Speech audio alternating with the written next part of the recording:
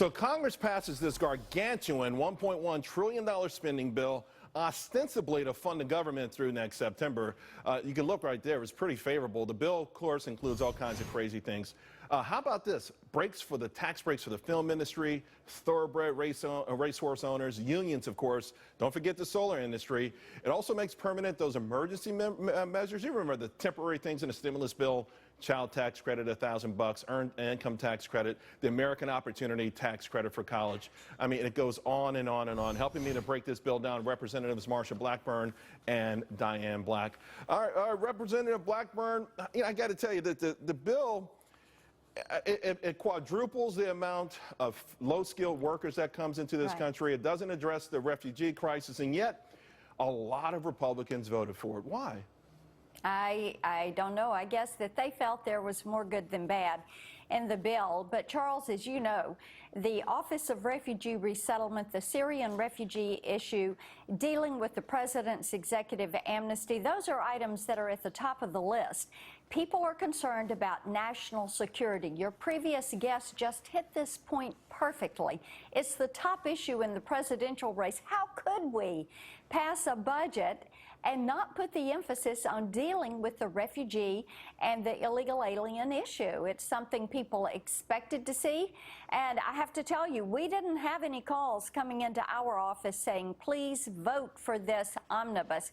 We had people saying, please vote no, because we think national security, economic security, those are the issues that are at the top of the heap. Well, I'll point out to the audience that both of you guys did vote no against this. But Representative Black, earlier someone tweeted and said, well, why did you support Paul Ryan? Because a lot of people feared he would be this sort of leader, that more of the same from John Boehner, the sort of get along kind of thing, and essentially rubber stamping the administration's agenda, if you will.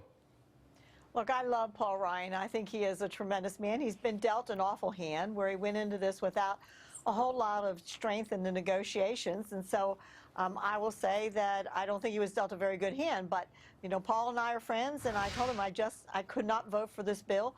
The fact that we added another $50 billion outside of what our Budget Control Act of 2011 was very discouraging for me. We're almost $19 trillion in debt. We cannot continue to spend this way. We have got to do a serious job on saying no more. Is it just, Representative Black, is it just that the Democrats, particularly President Obama, has some sort of way of winning the PR narrative?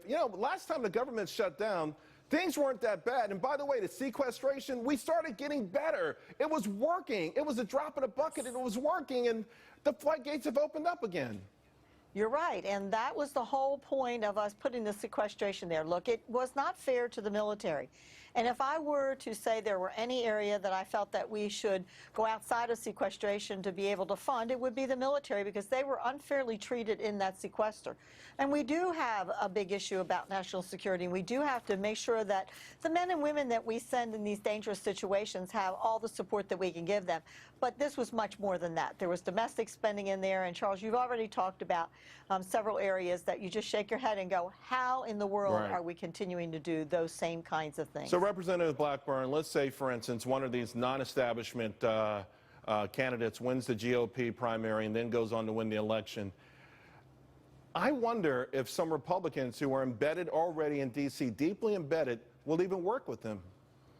Oh, I think that whomever is the president, and I do think a Republican will win, they're going to be warmly received on Capitol Hill, and I think Speaker Ryan is going to do a tremendous job working with them. And he is going to put us back into regular order come the 1st of January, and next year's budget process is going to be different, and you will see more conservative wins. He better. I got to tell you something. He really better. Now, the good news is the taxpayers don't have to pay for your portraits. They're both very beautiful, but if you want your picture painted, you got to pay for it yourself.